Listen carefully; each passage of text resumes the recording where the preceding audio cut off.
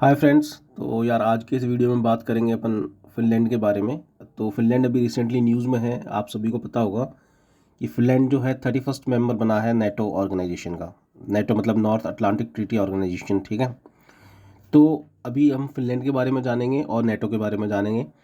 Finland की mapping अच्छे से कर लेंगे। जो यूपीएससी एस्पिरेंट्स हैं उनके लिए बहुत इंपॉर्टेंट होती है मैपिंग। और जैसे जो आरपीएससी वाले कैंडिडेट्स हैं जो और जो अदर एग्ज़ाम्स के हैं उनके लिए जीके के लिए इंपॉर्टेंट है कि नेटो का रिसेंटली मेंबर कौन बना है, कौन सा मेंबर है, नेटो क्या है, नेटो की फुल फॉर्म क्या है, कौन सी कंट्रीज़ नहीं है, ठीक है।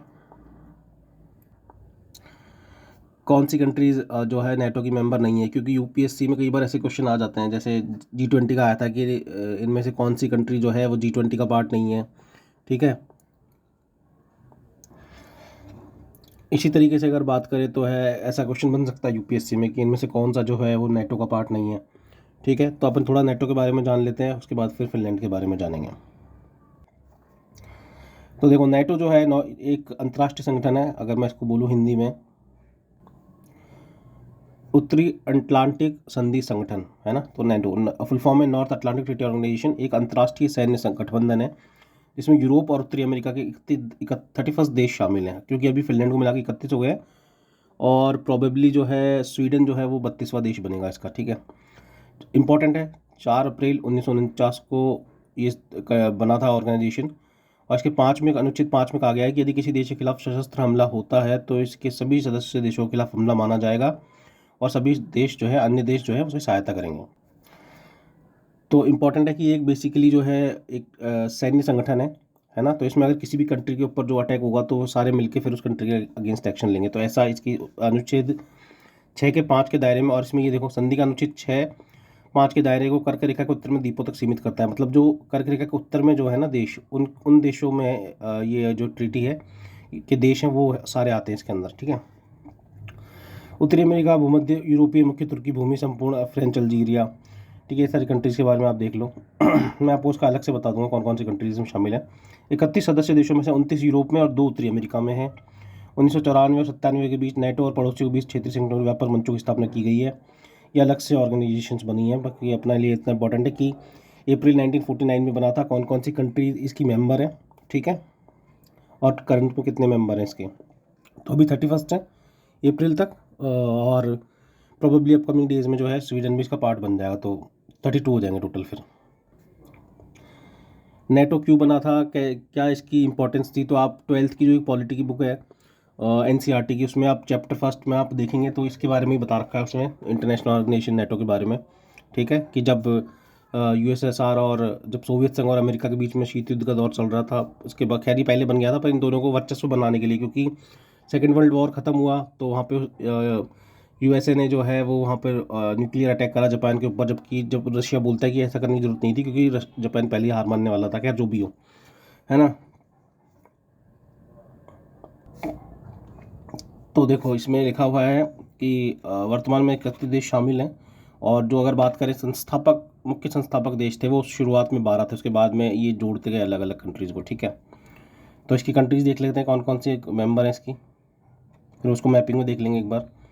तो ये देखो, ये सारी इसकी कंट्रीज़ हैं: Albania, Belgium, Bulgaria, Canada, Croatia, चेक गणराज्य, डेनमार्क, एस्तोनिया, फिनलैंड जो भी रिसेंटली बनी है, फ्रांस, जर्मनी, यूनान, Hungary, Iceland, Italy, Latvia, Lithuania, Luxembourg, Montenegro, Netherlands, और उत्तरी मैसेडोनिया, नॉर्वे, पोलैंड, पुर्तगाल, Romania, Slovakia, Slovenia, Spain, Turkey, एक मिनट,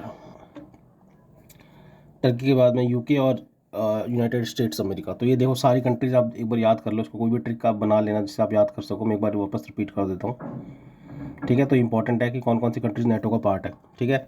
नेटो का हेडक्वार्टर जो है वो बेल्जियम में है, ब्रुसेल्स में, ठीक है। तो ये हो गया उसका। और ये कंट्रीज हो गई Albania, Belgium, Bulgaria, Canada, Croatia, चेक गणराज्य, Denmark, Estonia, Finland, France, Germany, Greece, Hungary, Iceland, Italy, Latvia, Lithuania, Luxembourg, Montenegro, Netherlands, उत्तरी मैसेडोनिया, नॉर्वे, पोलैंड, पुर्तगाल, Romania, Slovakia, Slovenia, Spain, Turkey, United Kingdom, संयुक्त राज्य अमेरिका, ठीक है। तो ये मैप में आप देख सकते हो सारी कंट्रीज़ जो उत्तरी अमेरिका के अलावा जो यूरोप की कंट्रीज़ हैं वो सारी ये मैपिंग में आप देख सकते हो।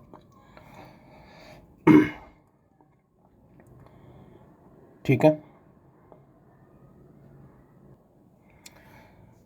तो अब हमारे लिए इम्पॉर्टेंट हो गया कि कब इस्टेब्लिश हुआ था, हेडक्वार्टर कहाँ पर है, कितनी कंट्रीज़ मेंबर है, उन कंट्रीज़ को याद कर लिया। 1949 में इस्टेब्लिश हुआ था 4 अप्रैल।